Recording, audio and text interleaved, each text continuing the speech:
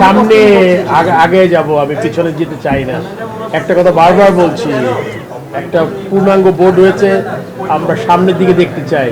কি হয়েছে, মানুষের জীবনে অনেক ধরনের অ্যাক্সিডেন্ট হয়, ভেহিকলস হয়, বাট আমার কথা হলো গিয়ে এখন আমাদের একটাই লক্ষ্য, সামনের দিকে এগিয়ে যাওয়া। নতুন প্রেসিডেন্ট 3 মাস ছিলেন, 3-4 মাস, আবার তার নেতৃত্বে এখন আমরা একটা পূর্ণাঙ্গ বোর্ড হয়েছে।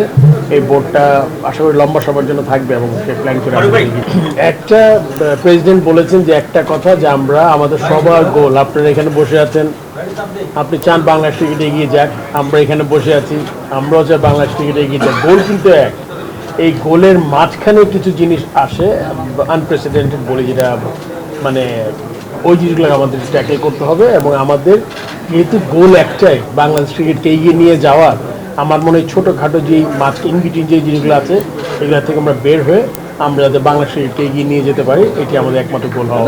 এটা তো only future will tell you that কি কতটা ডিফিকাল্ট, এগুলো চেষ্টা করতে হবে। যে বললাম যেহেতু গোল একটাই। আমি কেন বলছি, কারণ ইতিমধ্যে কয়েকজন কাউন্সিলর ফেসবুকে বিভিন্ন রকমের স্ট্যাটাস দিয়েছে, যেগুলো আসলে এটা খুব স্বাভাবিক। এগুলো এত জিনিস দেখলে হবে না, আমাদের এগিয়ে যেতে হবে। পিছনে জিনিসগুলো বাদ দিয়ে দেয়, আমরা সামনে কীভাবে এগোবো এটা খুব ইম্পর্টেন্ট। সবচেয়ে বড় কথা, এটা বড় একটা টিম হয়েছে। আগে আপনি জানেন মানে বুলবুল মানে আমিনুল ইসলামও কাজ করেছে একটা ছোট্ট বোর্ড নিয়ে, একজন 3-4টা কমিটি ছিল। So it was not easy, because অনেক ফাস্ট কাজ। এবার কিন্তু 25 জনের কাজ। আই এম শিওর প্রেসিডেন্ট চিন্তা করবেন, কমিটিগুলো যাতে ভালো করে করেন, করলে দায়িত্বটা যখন আলাদা হয়ে যাবে, যার যার দায়িত্বটা, তখন কিন্তু কাজ করতে সুবিধা হবে। সো এটা আমি আশা করবো যে 25 জন আর 8-10 জনের থেকে 25 জন ইজ অলওয়েজ বেটার। অ্যান্ড যেহেতু আমাদের যেটা বলেছেন যে আমরা সবাই মিলে যদি বাংলাদেশকে এগিয়ে যেতে চাই, এই কমপ্লিট বোর্ডটা কাজ করবে। আর যেটা আপনি বলেছেন, আশেপাশে বাধা তো থাকবেই, এটা কিন্তু আপনি যে কোনো কাজই করেন না কেন, এটা আপনার অর্গানাইজেশনে থাকে, যে কোনো জায়গায় থাকে। সো এটা আপনি ওভারকাম করে, যেহেতু গোল একটাই, স্থির লক্ষ্য তো আমাদের একটাই, বাংলাদেশকে এগিয়ে নিয়ে যা, সেটা আমরা চেষ্টা করবো। কেবল আজকে আমরা বোর্ড ফর্ম করছি, আমার মনে হয় যে আমাদের সবাইকে মিলে কাজ করতে হবে ক্রিকেটের উন্নয়নের জন্য। আমার মনে হয় যে যে অবস্থায় আমরা আছি, যেটা আমি ভীষণ দেখি যে আমার কাছে মনে হয় বাংলাদেশ ক্রিকেটের আরও উপরে যাওয়ার সম্ভাবনা, প্রচুর জায়গায় কাজ করার জায়গা আছে।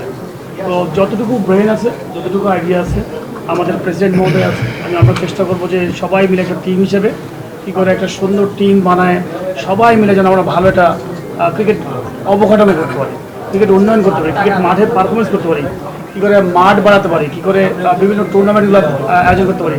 তো প্রত্যেকটা সেক্টরে আমার কাছে মনে হয় যে এটা হচ্ছে আমার দেখা যে আমরা খেলা ছেড়েছি, খেলা ছাড়ার পরে আমার কাছে মনে হয় যে আরও গ্রোথটা আরও উপরে যাওয়ার কথা ছিল। সেই গ্রোথটা অনেক স্লো, তো সেই স্লোটাকে একটু ফাস্ট করা দরকার। এবং আমার মনে হয় যে সবাই মিলে যদি একত্রভাবে আমরা কাজ করি, আপনারা যারা আছেন, অবশ্যই নেগেটিভ কথা তো আসবেই, কিন্তু আপনার কোয়ালিটি কথাটা হলে ভালো হয়। আমার কাছে মনে হয় যে আমরা সবাই মিলে দলগতভাবে যদি কাজ করতে পারি, ইনশাল্লাহ দেখবেন বাংলাদেশ টিম দেখবেন যে নিশ্চয়ই বুলবুল ভাই অলরেডি একটা প্ল্যান করেছে। আমি যত জানি যে নেক্সট 2 বছর 4 বছর আমরা কোথায় রাখতে চাই। তো বিগত দিনগুলোতে ট্রেন আমি স্টেশন চলে আসছি, ওই পিছন দিকে না থাকে আমরা সামনের দিকে কী করতে পারি সেটা চিন্তা ভাবনা আমরা করবো অবশ্যই। কিন্তু এই টিমটা আমার মনে হয় যে খুব ভালো একটা টিম পাওয়া গেছে। ওয়ালটন এখন দেশের সীমানা পেরিয়ে পৌঁছে গিয়েছে 50টিরও বেশি দেশে। ওয়ালটন, ঘরে ঘরে বিশ্বজুড়ে। আপনারা সম্ভবত জানেন যে আমি বরিশাল ডিভিশন থেকে এসেছি। তো দুঃখজনক হলো সত্যি যে বরিশালে গত 15 বছর কোনো খেলা তেমন হয়নি, এবং আমাদের যে স্টেডিয়ামের কাজ 2006 সালে আরম্ভ হয়েছে, এখনও শেষ হয়নি। যার ফলে কি হলো, আমাদের যে লিগ খেলাগুলো এবং অন্যান্য যেই ফ্যাসিলিটিস এবং ইনফ্রাস্ট্রাকচার খেলার কিছুই হয়নি।